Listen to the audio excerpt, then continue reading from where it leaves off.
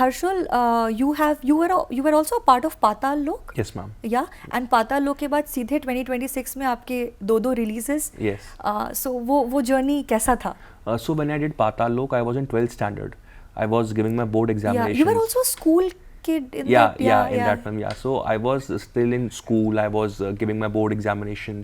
Priority was my studies at that time. And उस time पे नया acting as a profession explore करने को like सोचा था कि let's see where it goes. तो ऐसा नहीं था कि चलो बॉम्बे चले गए और एज अ प्रोफेशनल हमने एक्टिंग शुरू कर दी. ये था कि अभी पढ़ ही रहे हैं, स्कूल के बाद फिर कॉलेज करना है, एक डिग्री लेनी है, क्योंकि मुझे एक पढ़ा लिखा एक्टर होना है, तो वो भी बहुत important, education is very important. तो मैंने सोचा कि एक पाताल लोक के ऑडिशंस हो रहे हैं. मुझे कहीं से पता लगा कि कालका जी में कहीं कास्टिंग बे की टीम आई हुई है दिल्ली में, तो वहाँ पे ऑडिशंस कर रहे हैं, क्योंकि दिल्ली में शूट कर रहे हैं तो दिल्ली के एक्टर्स चाहिए. तो मैं एज एन एक्टर तो इतना professionally. So you are from Delhi? Yeah, I'm a Kashmiri but born and brought up in Delhi. Okay.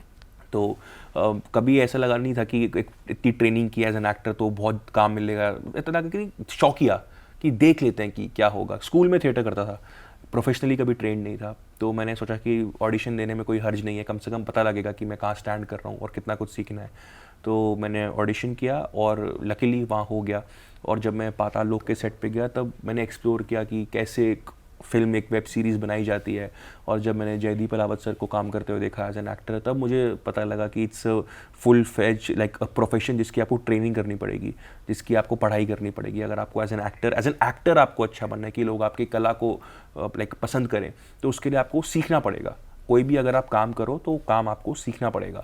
तो आई थॉट कि मैं शायद अभी इतना ट्रेंड नहीं हूँ कि मुझे जैसे जयदीप सर कर रहे हैं, जैसे इतने रिनाउंड एक्टर्स परफॉर्म कर रहे हैं, कि मुझे वैसा काम मिले, क्योंकि मैं शायद उस लायक नहीं हूँ अभी.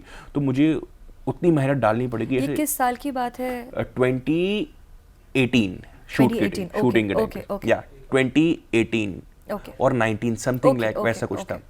तो मैंने सोचा कि अभी तो मैं अपना बोर्ड अच्छे से देता हूँ, then I will do theatre and do workshop. साथ साथ मैं अपनी ग्रैड भी करता रहूँगा. तो मैं पाताल लोक वहाँ पे 2 दिन का शूट किया, बहुत कुछ सीखा जयदीप सर से.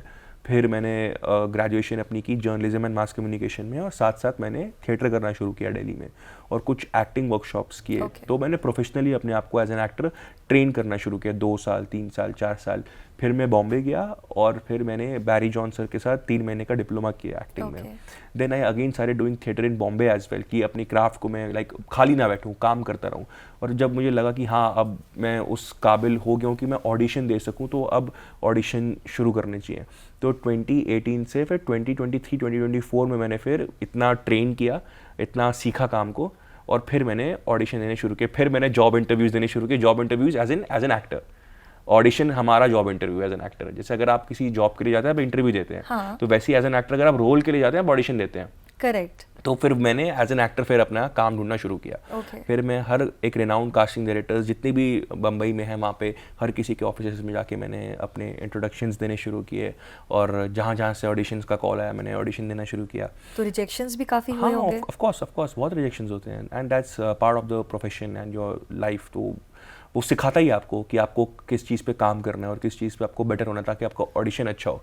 लेकिन एक बहुत खूबसूरत चीज़ है मैम कि अगर आपका ऑडिशन अच्छा है, तो भले ही आप उस कैरेक्टर के लिए या उस पार्ट के लिए रिजेक्ट हुए हो, तो आपको कास्टिंग डायरेक्टर फिर बुलाएंगे ऑडिशन के लिए, शायद इसमें नहीं तो किसी और में.